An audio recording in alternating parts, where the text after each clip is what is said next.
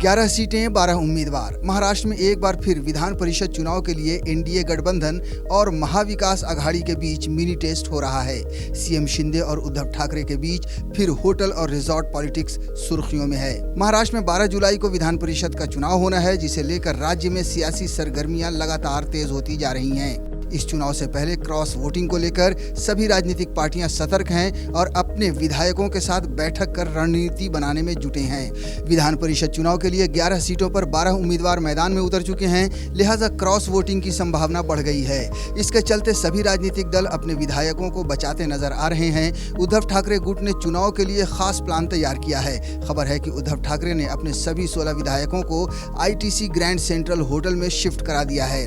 आदित्य ठाकरे भी इन विधायकों के साथ रह सकते हैं ताकि वो समझा बुझाकर अपने खेमे को मजबूत रख सकें। उद्धव ठाकरे गुट के अलावा अजित पवार गुट के एनसीपी ने भी अपने विधायकों को होटल में रखा है। करीब सभी राजनीतिक दल अपने विधायकों को ट्रेनिंग दे रहे हैं और बताया गया है कि उन्हें किस तरह से वोट करना है। सादे कागज पर मतदान करने का रंगीन प्रशिक्षण दिया गया है।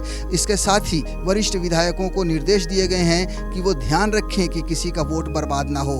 दरअसल 11 सीटों के लिए 12 कैंडिडेट खड़े किए गए हैं। इस वजह से अगर क्रॉस वोटिंग हुई तो सियासी गणित बिगड़ेगा। विधान परिषद चुनाव में शिवसेना यूबीटी की ओर से मिलिंद नार्वेकर को उम्मीदवार बनाए जाने पर गणित बिगड़ा है। चुनाव में एक उम्मीदवार को जीतने के लिए 23 वोटों की जरूरत है। शिवसेना यूबीटी के पास अपने सिर्फ 15 विधायक हैं, तो दूसरी तरफ एनसीपी अजित पवार के दूसरे उम्मीदवार और एनसीपी शरद पवार समर्थित उम्मीदवार जयंत पाटिल को भी जीत के लिए अन्य पार्टी के विधायकों पर निर्भर रहना होगा।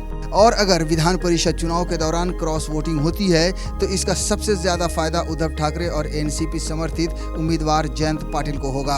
बता दें कि महाराष्ट्र में लोकसभा चुनाव के नतीजों के बाद महाविकास आघाड़ी का पलड़ा भारी नजर आ रहा है। हालांकि विधान परिषद चुनाव में बीजेपी का महागठबंधन भी मजबूत दिख रहा है, इसलिए बीजेपी महागठबंधन 11 में से 9 सीटों पर जीत दर्ज कर सकता है। लेकिन इस बात से भी इनकार नहीं किया जा सकता कि लोकसभा चुनाव के नतीजों के बाद बदले माहौल में शिवसेना और अजित पवार की पार्टी एनसीपी के कुछ विधायक पाला बदल सकते हैं। अगर ऐसा होता है तो इसका फायदा महाविकास आघाड़ी को मिलेगा। श्रेष्ठ भारत पर खबरों से जुड़े रहने के लिए चैनल को सब्सक्राइब और लाइक करें, बेल आइकन दबाएं और देखते रहें श्रेष्ठ भारत।